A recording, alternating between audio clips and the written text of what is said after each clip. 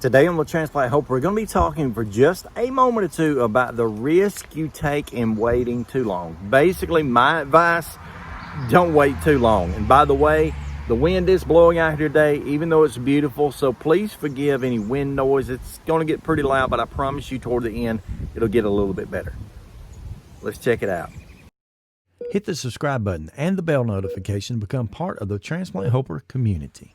Well, good morning, Transplant Helper community. My name is Jim Merle, and it is an absolutely gorgeous, gorgeous Alabama fall day. It's actually 72 degrees out here, a little bit overcast. The breeze is blowing, the birds are chirping.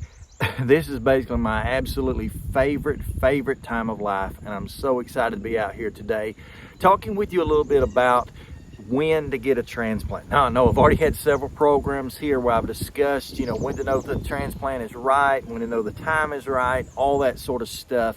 But I want to add to that today just a little something that I haven't spoken of very often, because to be totally honest with you, it's just not a lot of fun to talk about, and that is the risk that you take in waiting. Now, most of you know already, I was basically told I needed a transplant about 6 years prior to actually getting it. As a matter of fact, I was actually evaluated 4 times for transplant, the first 3 of which I kind of did too good on the evaluation. Therefore, I wasn't quite qualified for transplant. The last 2 of those 4 where they actually sat down with me and said, "Hey Jim, this is up to you. If you're ready for this, go for it. If not, we can put it off another 6 months, recheck you and see what happens." And so, yeah, I've been through a ton of evaluations. I've been through a lot of decisions as far as trying to make the decision if time is right. And I want to add something to that really became a factor in my 4th evaluation, the final one, where the decision had to be made that I was going to be listed. And it really comes down to the things I always talk about, which was quality of life, the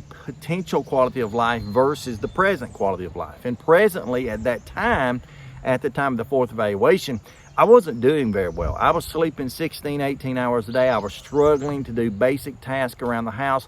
Pretty much anything was wearing me out and wearing me down. I just didn't have the get up and go that I wanted. And the potential post-transplant was better than having a better quality of life than that. But a real reason that really stands behind that, which is what I'm mentioning today, is the risk that I was taking by continuing to wait. The doctors finally came to me at that point face to face and said, "Jim, we really don't think you need to keep testing this. We really don't think you need to be backed farther into a corner than what you already are, because you're taking too many risks. It's just too risky for you." And that's because even though I was in stage 4 heart failure all the while, at that point at least, I had good kidneys, my liver was in good shape, my lungs were doing fine, but it was beginning to become clear that those other organs were beginning to follow suit. And that's the real danger you risk when you're trying to put off transplant. It's not the fact that the organ you have will get worse. It will, but it's not that. They're monitoring that closely.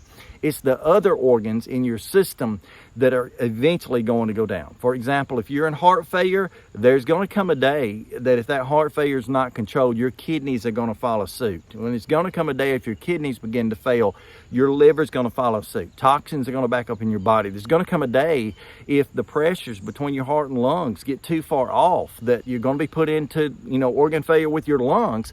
And so it's very risky to wait. I encourage people to wait as long as they can, to put it off as long as they can, but you have to do that by making a very clear decision. And I know there are family members, just like you would be yourself, they're afraid for you, they're scared for you, they're worried, that you're jumping into this too soon, you're going too far. And it is a last result. It is the last option. Transplant is the last option of treatment.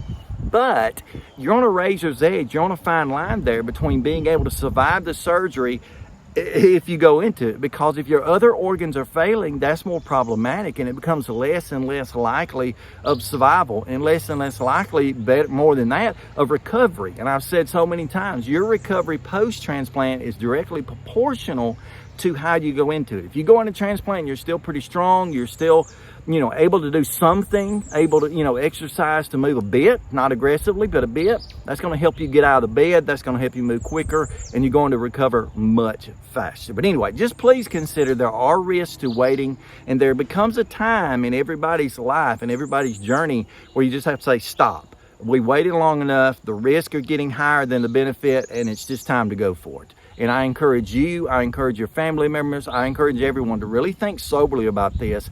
And even though it's not fun to think about, putting your life in jeopardy because you want to wait, another week, another month, another year, may not be the right choice. It may be time to go with it. You need to sit down and talk to your doctors, talk to your whole teams, talk to your families, and talk to yourself and say, do I really want to take this chance? I appreciate you joining me today, and until next time, stay stronger, friends.